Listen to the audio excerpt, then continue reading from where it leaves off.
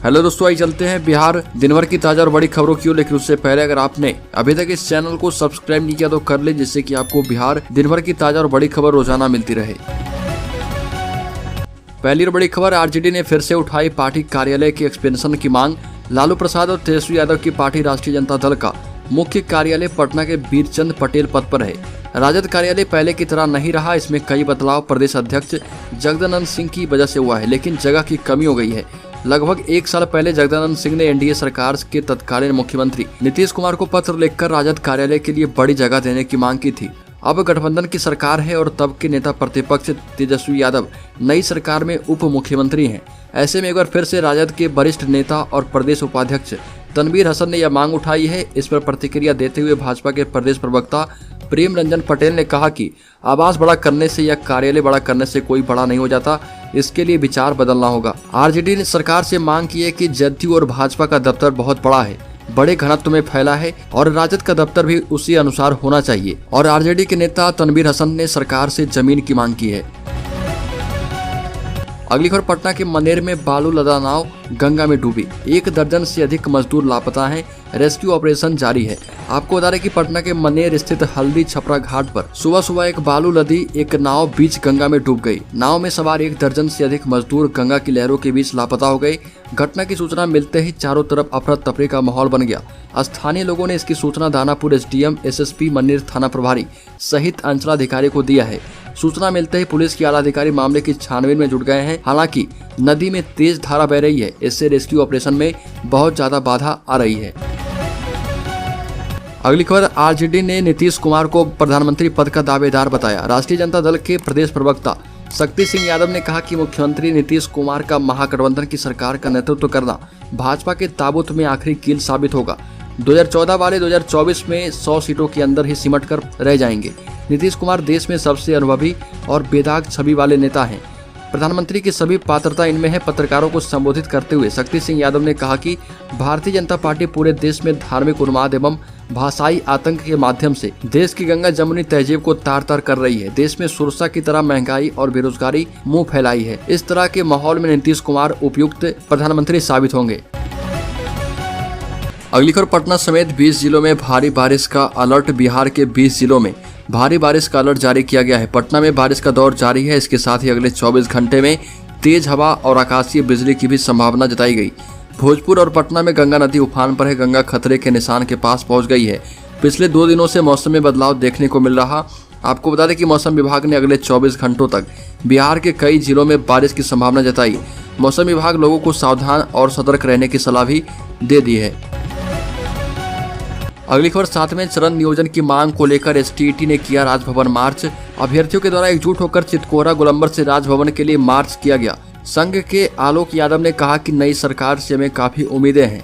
धरना स्थल से सिटी मजिस्ट्रेट के द्वारा एसटीईटी के 5 अभ्यर्थियों की टीम शिक्षा विभाग गई। राजभवन मार्च में गौतम कुमार, अभिषेक झा, रूपेश सिंह, राजीव, सुजीत आदि सैकड़ों अभ्यर्थी शामिल थे। शिक्षा मंत्री से मांग की गई कि 7वें चरण नियोजन की जल्द से जल्द प्रक्रिया शुरू की जाए और 7वें चरण शिक्षक नियोजन की मांग को लेकर एसटीईटी अंक के आधार पर ही नियोजन हो। अगली खबर, बिहार में नियोजित शिक्षकों के ऐच्छिक तबादले का रास्ता साफ, ऑनलाइन कर पाएंगे आवेदन। राज्य में नियोजित शिक्षकों के ऐच्छिक तबादले का रास्ता साफ हो गया है। नगर विकास विभाग और पंचायती राज विभाग से सहमति के बाद शिक्षा विभाग जल्द ही इस पर बड़ा फैसला लेगा और इसमें सबसे पहले महिला एवं दिव्यांग शिक्षकों की नियुक्ति के आधार पर तबादले एवं पुरुष शिक्षकों के पारस्परिक स्थानांतरण को लेकर गाइडलाइन तैयार की जाएगी।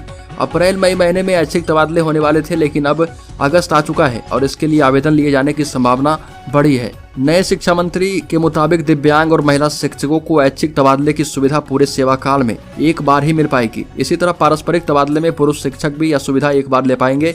जिन शिक्षकों के प्रमाण पत्र निगरानी ब्यूरो या फिर विभाग के सक्षम प्राधिकार की जांच में सही पाए गए हैं, उनसे ही आवेदन ऑनलाइन लिए जाएंगे।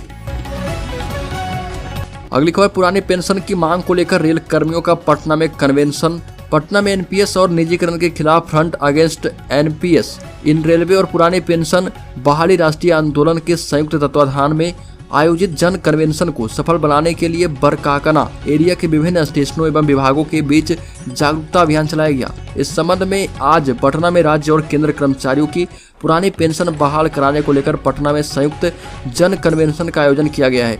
जिसमें बिहार राज्य कर्मचारियों के साथ साथ पूर्व मध्य रेलवे के सभी विभागों के कर्मचारियों के साथ साथ सभी कैटेगरिकल एसोसिएशन के पदाधिकारी, जिसमें मुख्य रूप से अलारसा, आसमा guard council, trackman association, workers association, pointsman association के अलावा अन्य कैटेगरिकल एसोसिएशन के पदाधिकारी मौजूद होंगे।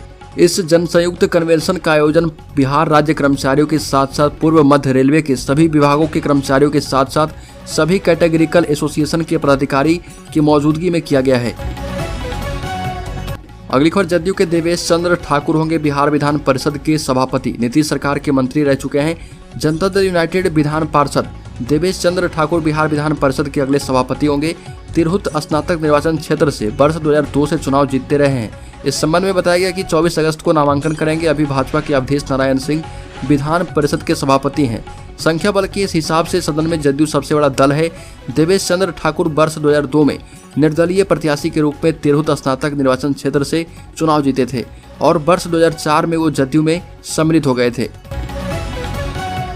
अगली खबर, केंद्र सरकार ने मिथिलांचल की बड़ी मांग पूरी कर दी। इस क्षेत्र में महत्वपूर्ण उत्पाद मखाना को जीआई टैग दे दिया गया है, यानी भौगोलिक उपदर्शन रजिस्ट्री के लिए अब मान्य होगा। केंद्रीय वाणिज्य एवं उद्योग मंत्री पीयूष गोयल ने देर रात ट्वीट कर इसकी घोषणा की। उल्लेखनीय है कि केंद्र सरकार पहले बिहार मखाना के नाम से जीआई टैग देना चाह रही थी।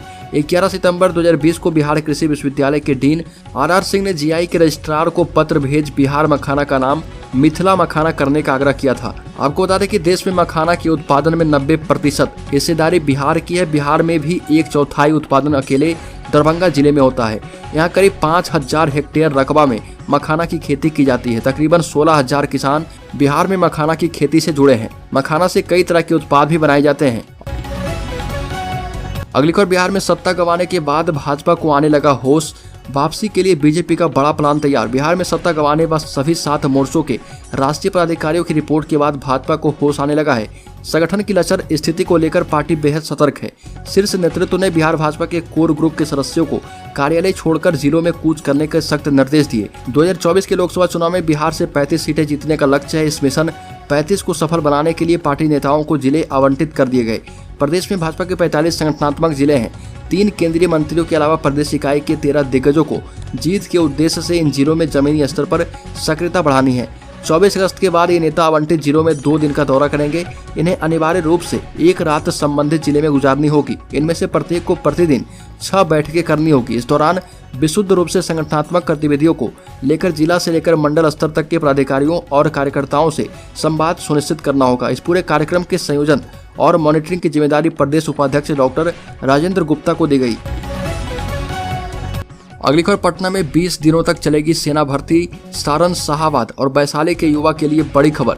सेना में बहाली के लिए अक्टूबर में 20 दिनों तक भर्ती रैली चलेगी। इसमें पटना, सिवान, गोपालगंज सहित 7 जिलों के अभ्यर्थी भाग लेंगे। सेना भर्ती रैली की तैयारियों को लेकर डीएम ने समीक्षा बैठक की। बताया गया कि रैली के लिए नियंत्रण कक्ष बनाया जाएगा। अभ्यर्थियों की सुविधा के लिए पाटलिपुत्र और दानापुर रेलवे स्टेशन पर स्वागत केंद्र स्थापित किए जाएंगे।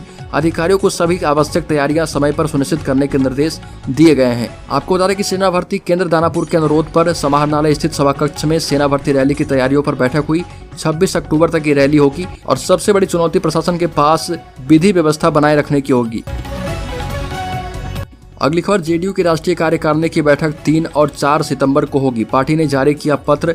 बिहार में नई सरकार के गठन के बाद जदयू की राष्ट्रीय कार्यकारिणी और राष्ट्रीय परिषद की बैठक का आयोजन किया जा रहा। बैठक का आयोजन 3 और 4 सितंबर को किया जा रहा। इसका आयोजन वीर चंद पटेल मार्ग स्थित पार्टी के कार्यालय में किया जाएगा। बताया जा रहा है कि बैठक में बिहार में बनी नई सरकार की कार्यशैली और कार्यकर्ताओं के दायित्व को लेकर बात होगी। इसके साथ ही वर्ष 2023 में होने वाले नागालैंड विधानसभा चुनाव और गुजरात चुनाव पर गंभीरता से भी मंथन किया जाएगा। तो दोस्तों, बिहार दिन भर की ताज़ा और बड़ी खबरों में अभी के लिए इतना ही। अगर आपने अभी तक इस चैनल को सब्सक्राइब नहीं किया तो कर लें, जिससे कि आपको बिहार दिन भर की ताज़ा और बड़ी खबर रोजाना